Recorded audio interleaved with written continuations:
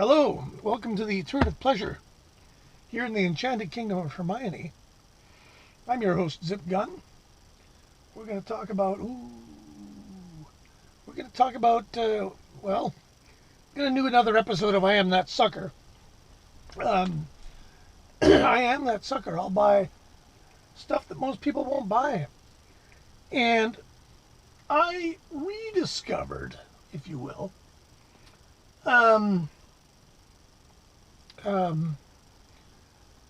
a band that I had known about back in the early 80s.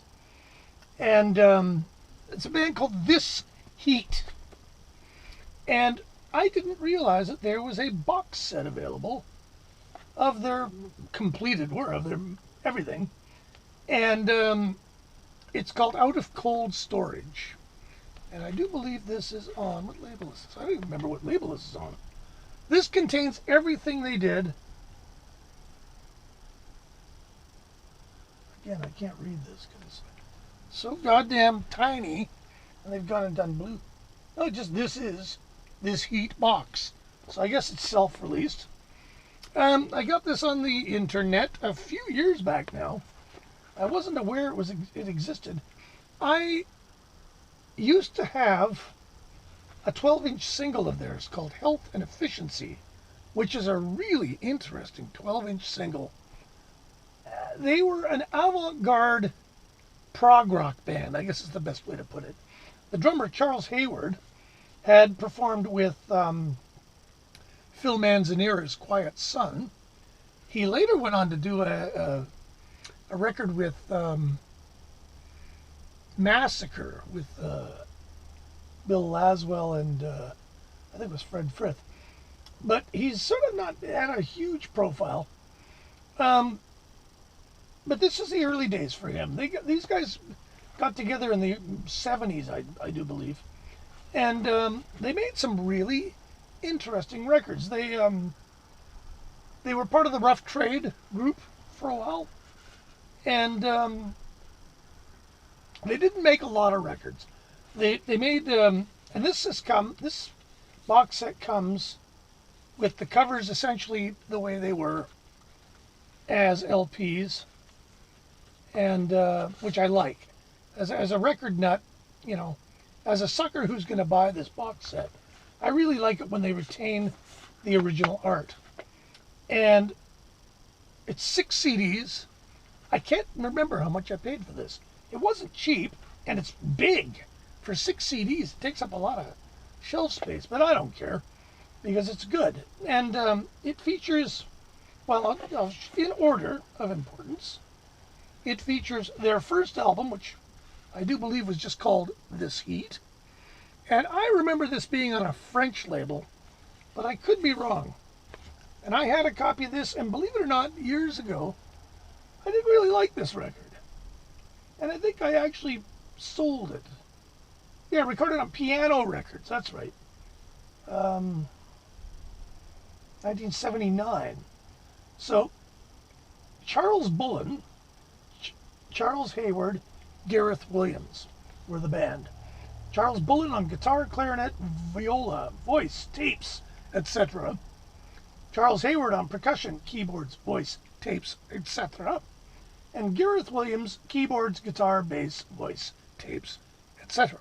So you know where this is going. There's a song in here called 24-Track Loop. These guys were experimental. No two ways about it.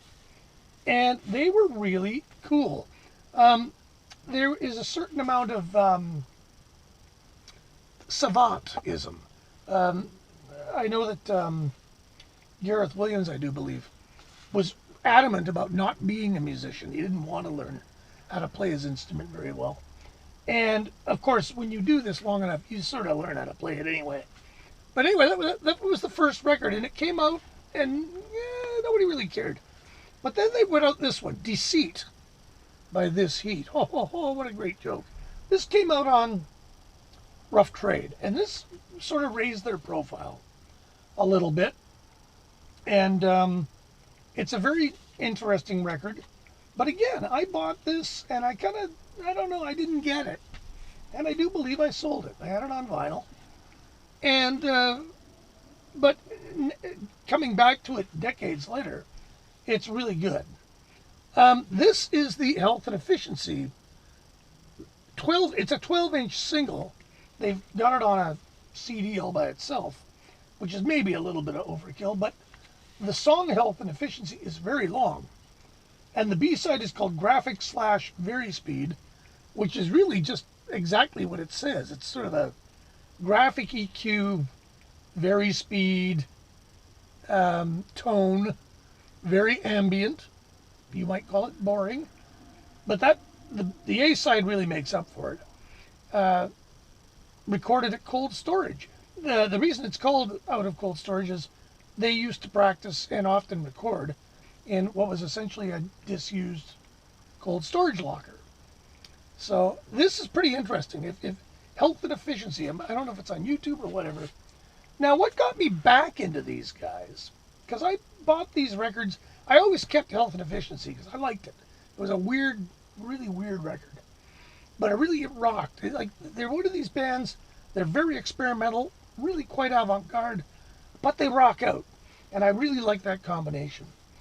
And one fine day, I was on tour with the Show Business Giants. We were in Bordeaux, staying at a fellow's place. And very late in the morning, I guess, late evening, after the show, he pulled out this CD and started playing it. And I was like, whoa, what is this? And it was the This Heat Peel Sessions. And I gotta say, this is probably my favorite record of theirs because, I don't know, it's very concise. There's a song on here called Horizontal Hold that if I were to recommend anybody start anywhere with these guys, that's the song I would start with. It's vicious and brutal and aggressive and angry, and it's just really, really, really good art rock, if you will, or well, maybe prog rock. It's hard to describe. And really, that's all they ever put out in the sort of public forum. So this box comes with a couple of bonus things. Live 1980-81, which is great because it really shows you what they were capable of outside of their recording studio. Because these guys were very proficient in the studio. And however, they did a fair bit of live performance. And this is really kind of the germ of what they were like. And it's really well worth hearing. I do believe you can only get this in the box set, but I could be wrong. And then finally there's just something called Repeat, which I think is just sort of an odds and sods. I think there's only 3 things on it. Repeat, a song called Metal, and another version of Graphic Very Speed, I guess. And it's I'm glad to own it. If it wasn't in the box, it wouldn't have been a deal breaker. Now, I don't really know what else to say about these guys. It comes with a wonderful, really detailed, look at a super thick booklet, which tells you everything you could possibly want to know. There's a great picture of the cold storage of where they practiced, which looks suitably grotty and sort of rock and roll. Chris Cutler does some interviews in it. So if you know who Chris Cutler is, that tells you basically where these guys were coming from. The sort of art rock recommended records crowd.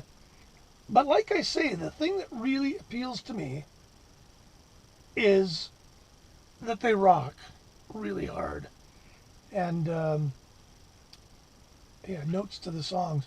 Horizontal Hold, which is on the first album, is called The Blue and Yellow. I didn't realize that. But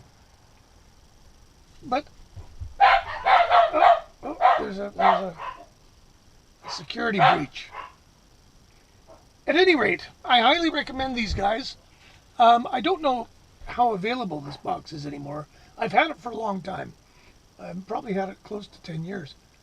So it might be stupidly expensive now to buy. But I'm willing to bet if you search around YouTube or whatnot, you'll find some of their stuff. And if you like things like Phil Manzanera's Quiet Sun, or Machine Mole, or some of the more avant-garde prog rock, Mark Stewart and the Mafia, perhaps. You probably will really enjoy these guys. And I would start with the Peel sessions because they're in the studio, but there's not a lot of studio stuff happening. And then just take it from there. They're really good.